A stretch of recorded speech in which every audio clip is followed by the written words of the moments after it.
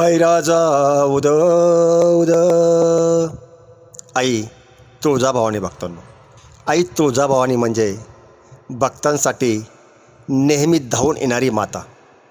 I Tulja Bhavani म्हणजे संकटामधून मार्ग दाखवणारी, भक्तांच्या सर्व इच्छा मनोकामना स्वप्न पूर्ण करणारी माता. फक्त आई तुळजाभवानीवर पूर्ण विश्वास श्रद्धा ठेवून मनोभावे जर आई तुळजाभवानीचा जप केला, सेवा केली, मंत्र म्हटले तर आई तुळजाभवानी नक्कीच भक्ताच्या पाठीशी नेहमीच उभी राहते. आज मी तुम्हाला आई तुळजाभवानीचा जो मंत्र सांगत आहे तो मंत्र अत्यंत शक्तिशाली अशा स्वरूपाचा मंत्र आहे. हा मंत्र तुमच्या सर्व प्रकारच्या सर्व इच्छा पूर्ण करेल, मनोकामना पूर्ण करेल, स्वप्न पूर्ण करेल. फक्त या मंत्राचा जप करताना मनोभावे करा, आईवर पूर्ण विश्वास आणि श्रद्धा ठेवून करा आणि मग बघा या मंत्राच्या शक्तीचा परिणाम. फक्त 3च दिवसामध्ये तुमची कोणतेही कसल्याही प्रकारची मनोकामना असू द्या ती पूर्ण होईलच, कारण हा मंत्र अत्यंत शक्तिशाली अशा स्वरूपाचा आहे. हजारो तुळजाभवानी भक्तांचा या मंत्राबद्दल अनुभव आहे. त्यांनी हा मंत्र श्रद्धेने मनोभावे जपला, ऐकला आणि त्यांच्या मनोकामना पूर्ण झालेल्या आहेत. आपणही हा मंत्र नित्यनियमानं रोज जपण्याचा प्रयत्न करावा. जर जपणे शक्य नसेल तर ऐकण्याचा नक्कीच प्रयत्न करावा. हा मंत्र ऐकल्याने सुद्धा खूप मोठी फलप्राप्ती होते. हा मंत्र ऐकताना मन एकाग्र असावं, शांत असावेत आणि आई तुळजाभवानीवर पूर्ण विश्वास ठेवून श्रद्धा ठेवून हा मंत्र जप ऐकण्याचा प्रयत्न करावा आणि मग बघा नक्कीच या मंत्रशक्तीची प्रचिती तुम्हाला आल्याशिवाय राहणार नाही. कारण हा मंत्र खरोखरच शक्तिशाली आहे, दिव्य आहे, सिद्ध आहे, महामंत्र आहे. म्हणूनच या मंत्रामध्ये आई तुळजाभवानीची ताकद सामावलेली आहे. आई तुळजाभवानी आपल्या भक्तांना कधीही रिकाम्या हाताने परत पाठवत नाही. म्हणूनच आईचा हा मंत्र श्रद्धेने जपा किंवा ऐका, त्याशिवाय या मंत्राची प्रचिती येणार नाही. फक्त श्रद्धा ठेवा, विश्वास ठेवा, नक्कीच चमत्कार तुम्हाला पाहायला मिळतील.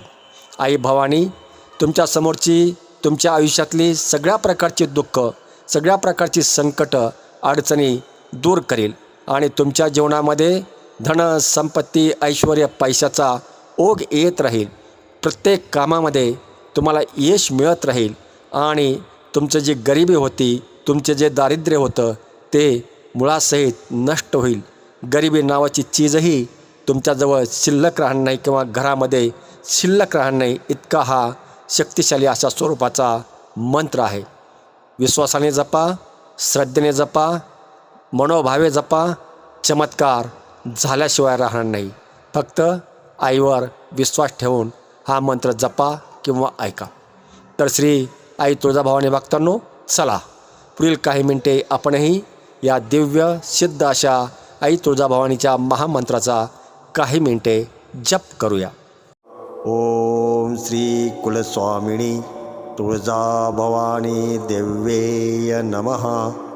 ओम श्री कुलस्वामिनी तुळजाभवानी देव्ये नमः. ओम श्री कुलस्वामिनी तुळजाभवानी देव्ये नमः. ओम श्री कुलस्वामिनी तुळजाभवानी देव्ये नमः. ओम श्री कुलस्वामिनी तुळजाभवानी देव्ये नमः. ओम श्री कुलस्वामिनी तुळजाभवानी देव्ये नमः. ओम श्री कुलस्वामिनी तुळजाभवानी देव्ये नमः. ओम श्री कुलस्वामिनी तुळजाभवानी देव्ये नमः. ओम श्री कुलस्वामिनी तुळजाभवानी देव्ये नमः. ओम श्री कुलस्वामिनी तुळजाभवानी देव्यै नमः. ओम श्री कुलस्वामिनी तुळजाभवानी देव्यै नमः. ओम श्री कुलस्वामिनी तुळजाभवानी देव्यै नमः. ओम श्री कुलस्वामिनी तुळजाभवानी देव्यै नमः. ओम श्री कुलस्वामिनी तुळजाभवानी देव्यै नमः. ओम श्री कुलस्वामिनी तुळजाभवानी देव्यै नमः. ओम श्री कुलस्वामिनी तुळजाभवानी देव्यै नमः. ओम श्री कुलस्वामिनी तुळजाभवानी देव्यै नमः. ओम श्री कुलस्वामिनी तुळजाभवानी देव्यै नमः. ओम श्री कुलस्वामिनी तुळजाभवानी देव्यै नमः.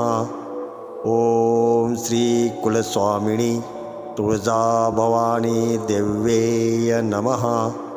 ओम श्री कुलस्वामिनी तुळजाभवानी देव्यै नमः. ओम श्री कुलस्वामिनी तुळजाभवानी देव्यै नमः. ओम श्री कुलस्वामिनी तुळजाभवानी देव्यै नमः. ओम श्री कुलस्वामिनी तुळजाभवानी देव्यै नमः. ओम श्री कुलस्वामिनी तुळजाभवानी देव्यै नमः. ओम श्री कुलस्वामिनी तुळजाभवानी देव्यै नमः. ओम श्री कुलस्वामिनी तुळजाभवानी देव्यै नमः. ओम श्री कुलस्वामिनी तुळजाभवानी देव्यै नमः. ओम श्री कुलस्वामिनी तुळजाभवानी देव्यै नमः. ओम श्री कुलस्वामिनी तुळजाभवानी देव्यै नमः. ओम श्री कुलस्वामिनी तुळजाभवानी देव्यै नमः. ओम श्री कुलस्वामिनी तुळजाभवानी देव्यै नमः. ओम श्री कुलस्वामिनी तुळजाभवानी देव्यै नमः. ओम श्री कुलस्वामिनी तुळजाभवानी देव्यै नमः. ओम श्री कुलस्वामिनी तुळजाभवानी देव्यै नमः. ओम श्री कुलस्वामिनी तुळजाभवानी देव्यै नमः. ओम श्री कुलस्वामिनी तुळजाभवानी देव्यै नमः. ओम श्री कुलस्वामिनी तुळजाभवानी देव्यै नमः. ओम श्री कुलस्वामिनी तुळजाभवानी देव्यै नमः. ओम श्री कुलस्वामिनी तुळजाभवानी देव्यै नमः. ओम श्री कुलस्वामिनी तुळजाभवानी देव्यै नमः. ओम श्री कुलस्वामिनी तुळजाभवानी देव्यै नमः. ओम श्री कुलस्वामिनी तुळजाभवानी देव्यै नमः. ओम श्री कुलस्वामिनी तुळजाभवानी देव्यै नमः. ओम श्री कुलस्वामिनी तुळजाभवानी देव्यै नमः. ओम श्री कुलस्वामिनी तुळजाभवानी देव्यै नमः. ओम श्री कुलस्वामिनी तुळजाभवानी देव्यै नमः. ओम श्री कुलस्वामिनी तुळजाभवानी देव्यै नमः. ओम श्री कुलस्वामिनी तुळजाभवानी देव्यै नमः.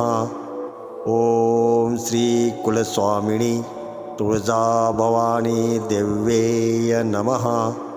ओम श्री कुलस्वामिनी तुळजाभवानी देव्यै नमः. ओम श्री कुलस्वामिनी तुळजाभवानी देव्यै नमः. ओम श्री कुलस्वामिनी तुळजाभवानी देव्यै नमः. ओम श्री कुलस्वामिनी तुळजाभवानी देव्यै नमः. ओम श्री कुलस्वामिनी तुळजाभवानी देव्यै नमः. ओम श्री कुलस्वामिनी तुळजाभवानी देव्यै नमः. ओम श्री कुलस्वामिनी तुळजाभवानी देव्यै नमः. ओम श्री कुलस्वामिनी तुळजाभवानी देव्यै नमः. ओम श्री कुलस्वामिनी तुळजाभवानी देव्यै नमः. ओम श्री कुलस्वामिनी तुळजाभवानी देव्यै नमः. ओम श्री कुलस्वामिनी तुळजाभवानी देव्यै नमः. ओम श्री कुलस्वामिनी तुळजाभवानी देव्यै नमः. ओम श्री कुलस्वामिनी तुळजाभवानी देव्यै नमः. ओम श्री कुलस्वामिनी तुळजाभवानी देव्यै नमः. ओम श्री कुलस्वामिनी ओम श्री कुलस्वामिनी तुळजाभवानी देव्यै नमः.